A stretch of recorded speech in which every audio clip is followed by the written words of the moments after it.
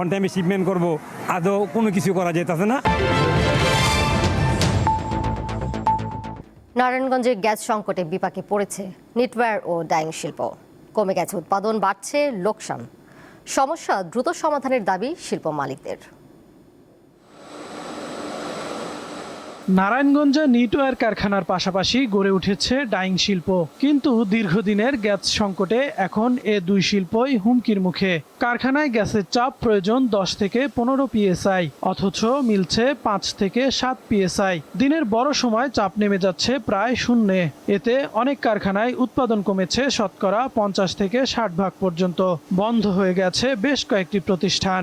কাজ করতে পারতেছি না, আমাদের যে পরিমাণ প্রোডাকশনের দরকার ওই পরিমাণ প্রোডাকশন হচ্ছে না। অন টাইমে যে স্যালারি দিব, অন টাইমে শিপমেন্ট করব, আদৌ কোনো কিছু করা যেতেছে না। এই ব্যবসার উত্তরণের জন্য আগে যেসব অসুবিধাগুলো ছিল, প্রতিবন্ধকতা ছিল, সেগুলো দূর করবে এবং এই ব্যবসাটা যাতে আরো স্মুথভাবে চলে সেটার সমস্ত ব্যবস্থাগুলো সরকার করবে।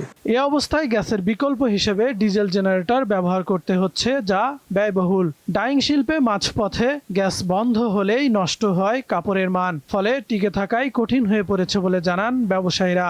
আমরা টোটাল উৎপাদন বলে চলে বন্ধ অবস্থায় আমরা শ্রমিকদেরকে বসিয়ে আমরা বেতন দিচ্ছি। এই যদি দীর্ঘায়িত হয় তাহলে কিন্তু শুধু আমাদের এই শিল্প না, দেশের অর্থনৈতিক একটা বিপর্যয়ের মধ্যে পড়বে। অনেক কারখানায় গ্যাস সংকটের নেতিবাচক প্রভাব পড়ছে বলে জানান বিকেএমইএ সভাপতি। সরকার যেন আমাদেরকে সুনির্দিষ্ট একটা দিক নির্দেশনা দেয়। আমরা কি করব? আমরা কি ভবিষ্যতে ইন্ডাস্ট্রিয়ালাইজেশনের ক্ষেত্রে আমরা কি গ্যাসের উপর নির্ভরশীল থাকবো, নাকি অল্টারনেটিভ আমরা অন্য কোনো এলপিজি অথবা আমাদের সোলার অথবা আমাদের যে কোল বেস বয়লারের দিকে আমরা যাব?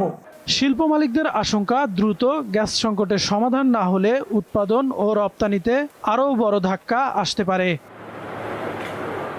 কাউসার আহমেদ, দীপ্ত, বার্তাকক্ষ।